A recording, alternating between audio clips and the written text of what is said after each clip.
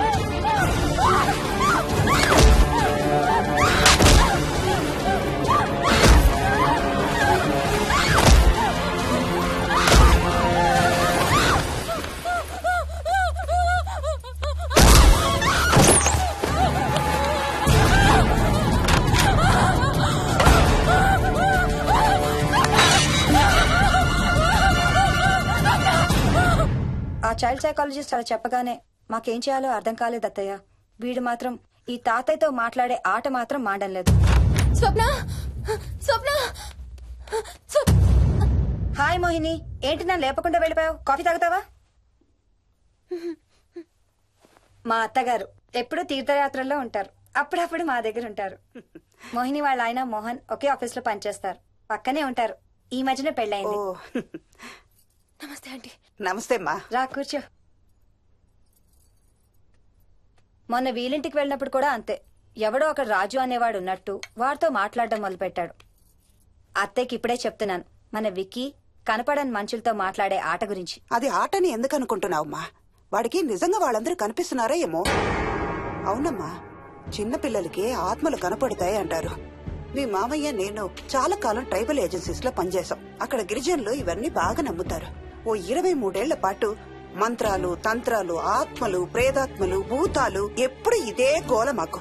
మేం చూసినవన్నీ నువ్వు చూసుంటే మన విక్కి ప్రవర్తన పెద్ద విచిత్రంగా అనిపించేది కాదు నీకు. ఈ రోజుల్లో అలాంటి నమ్మకాలేంటి అత్తయ్య? ఛీ, దెయ్యాలు లేవు, ఆత్మలు లేవు. ఉన్నాయి.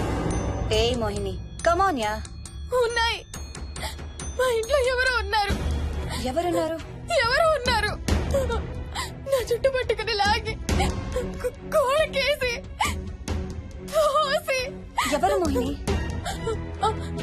ఏమో తెలీదు, నాకు కనిపించలేదు. Relax Mohini, relax. బాగా భయపడినట్టుంది అత్తయ్య.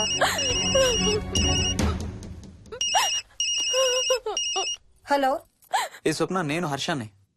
మోహిని సెల్ ఎత్తడం లేదు, మీ ఇంట్లో ఉందా? ఉంది గాని అయినా నువ్వేంటయ్యా ఒక్కదాని కొత్త ప్లేస్ లో అలా ఒంటరిగా వదిలేసి వెళ్ళిపోయావు? తనెంత భయపడిందో తెలుసా? ఏంటి, భయపడిందా?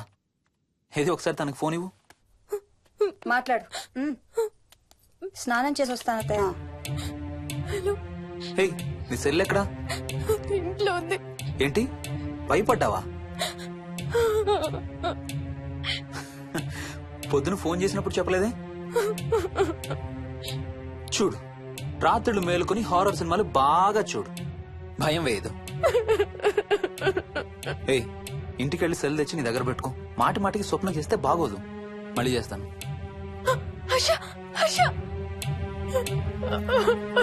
అమ్మా మోహిని, మోహిని ఊరుకోమ్మా. ఎవరూ లేరంట, కానీ ఎవరో ఉన్నారంట. ఏమీ చెయ్యలేదంట, కానీ ఏదో చేయబోయాడంట. Let me get this right. అంటే ఆ ఇంట్లో నీకు కనబడని మనిషి ఎవరో ఉన్నారంటావు, అంతేనా? అవును. నన్నే ఫాలో అవుతూ ఉంటాడు, నన్నే చూస్తూ ఉంటాడు. నేను పని చేసుకునేటప్పుడు, నిద్రపోయేటప్పుడు, బట్టలు మార్చుకునేటప్పుడు, స్నానం చేసేటప్పుడు నన్నే చూస్తూ ఉంటాడు. వాడికి నేను కనబడతాను, కానీ వాడు నాకు కనబడడు. ఎవరూ నీకు కనపడలేదంటున్నావు, మరి ఆ మనిషి మగాడే అని ఎలా చెప్పగలుగుతున్నావు? వాడు మగాడే. అదే అడిగేది, అంత ఖచ్చితంగా వాడు మగాడే అని ఎలా చెప్పగలుగుతున్నావు? నేను ఆడదాన్ని కాబట్టి.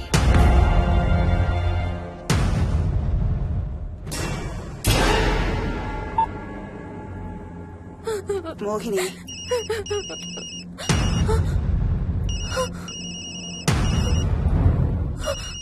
మాట్లాడమ్మా. నా సెల్ నుంచి ఫోన్ వస్తుందంటే నీ సెల్ నుంచా? నీ సెల్ ఎక్కడుంది? మా ఇంట్లో. మీ ఇంట్లో ఎవరు లేరు కదమ్మా. నీ సెల్ నుంచి ఎవరు చేస్తున్నారంటావు? పద మీ ఇంటికి వెళ్దాం. వద్దంటే అక్కడికి వద్దాము. నేనున్నాను కదమ్మా. నీ సెల్ నుంచి ఎవరు చేస్తున్నారో చూద్దాం. పద మీ ఇంటికి. వద్దంటే ఏం అవ్వదమ్మా. పద వద్దంటే చూసొద్దాం. పద. అక్కడికి వద్దంటే చెప్పాను కదమ్మా నేనున్నానని. నువ్వు భయపడుకుంటారా? వద్దంటే ఏం అవ్వదమ్మా. నువ్వురా. నేనున్నాను కదమ్మా.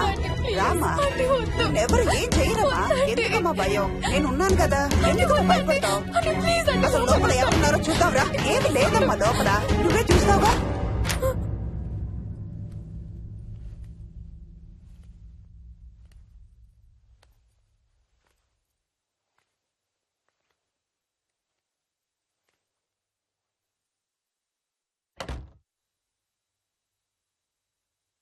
ఈ ఇంట్లో ఏదో ఉందమ్మా.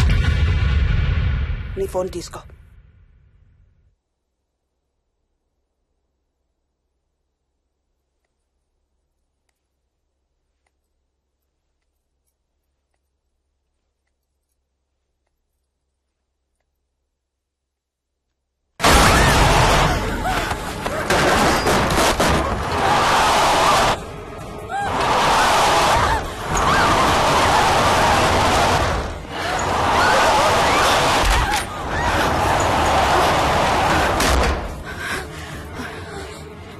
ఇదేదో బాగా కోపిష్టి దానిలాగా ఉంది. పదమ్మా దీని సంగతి చూద్దాం. స్వప్న. హలో. ఏయ్ మోహిని, ఏంటి మీ ఇద్దరు మీ ఇంటికి వెళ్లారా? అత్తయ్య గారికి ఒకసారి ఫోన్ ఇవ్వు. అమ్మా. అత్తయ్య, విక్కీ స్కూల్ నుంచి ఫోన్ వచ్చింది. ఇంటికి వెళ్ళిపోతా అని గొడవ చేస్తున్నట్టు. అక్కడికి వెళ్ళి వెంటనే వచ్చేస్తాను. అలాగేమ్మా. పద.